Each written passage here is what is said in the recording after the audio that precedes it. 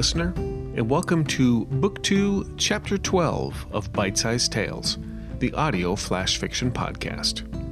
In today's story, we meet a band of adventurers out upon a noble quest.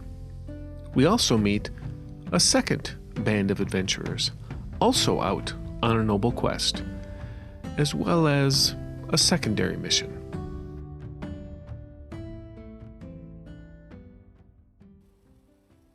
The Shattered Reflection, Part 1. Written and read by Dot Moore. On the mystical hillside of Annelin Grove, a small, tight-knit band of goblins called the Mossclaw tribe lived on the outskirts of the Ashwell Forest.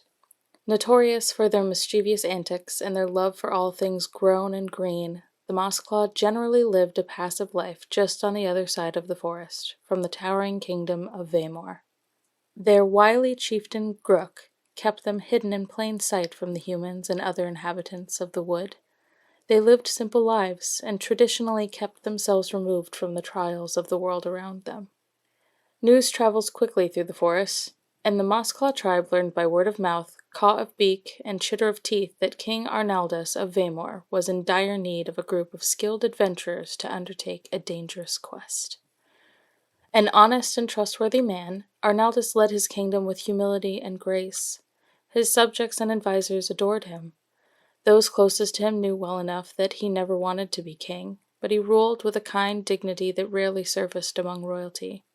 But with kindness comes vulnerability, and though few, there are those in Vaymore that would prefer a ruler with an iron fist, someone that favors punishment over compassion. Seeing an opportunity to change their reputation and prove their worth to the kingdom, Grook and his fellow goblins decided to embark on this quest. With their intimate knowledge of the forest, they felt confident that they could succeed.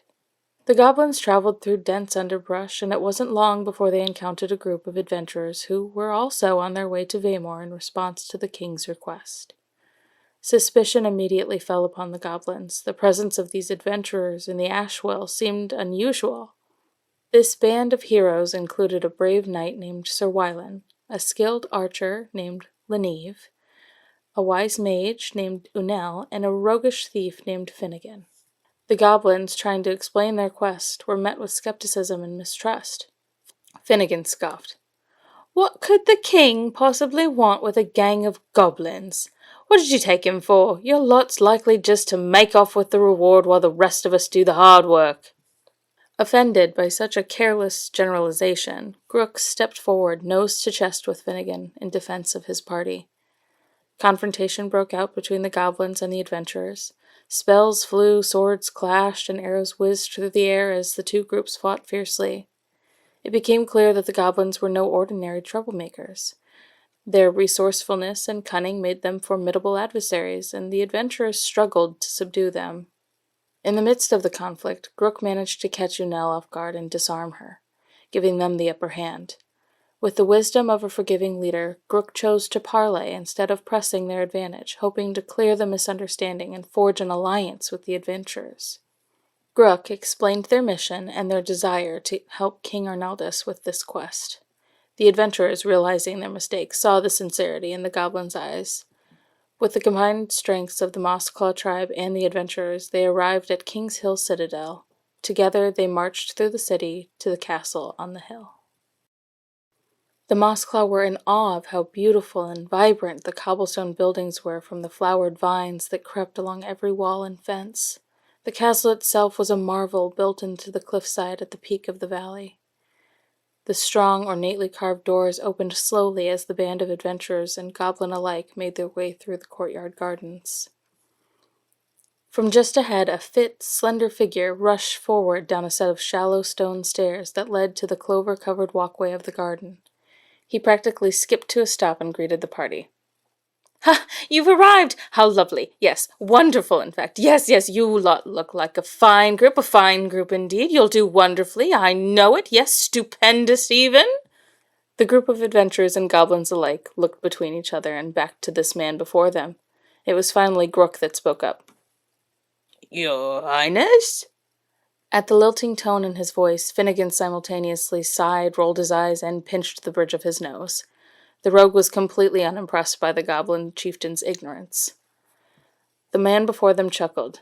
"Aha, you're funny too. Oh, that's so wonderful, marvelous even. Yes, I am King Arnaldus. I requested your presence. Well, the audience of any and all adventurers willing to help."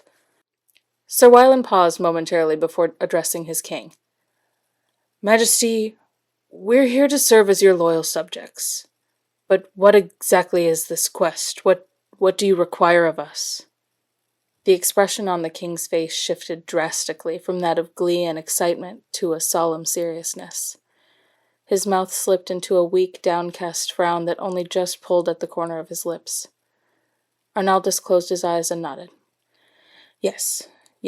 Suppose you've only made the journey here for the job itself, eh? Right. Yes. He looked up slowly through hooded eyes. "I have reason to believe that all is not well in Vaymore.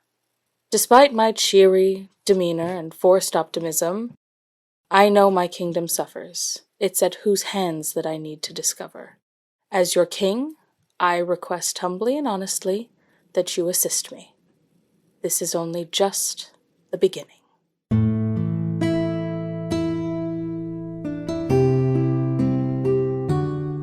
Author's note. I was really looking forward to writing some fantasy, and I thought I'd take a page out of Chris's book and maybe start up a few-part series. Woohoo!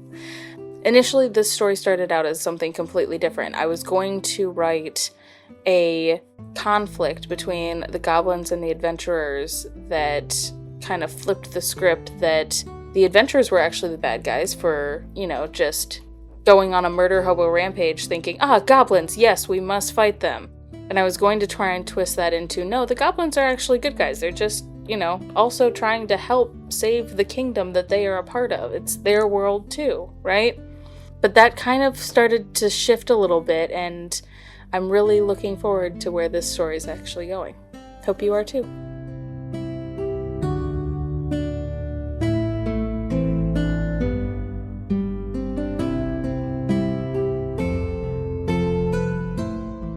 This chapter of Bite-Sized Tales has been brought to you under a Creative Commons Attribution, Non-Commercial, No Derivatives 4.0 International License. Intro and outro music is Fantasy Motion by Alexander Nakarada, provided under Creative Commons 4.0 license. If you've enjoyed what you've heard today, we greatly appreciate reviews and recommendations to your friends. For more information about our authors, please visit bitesizedtales.com. We look forward to reading to you next time.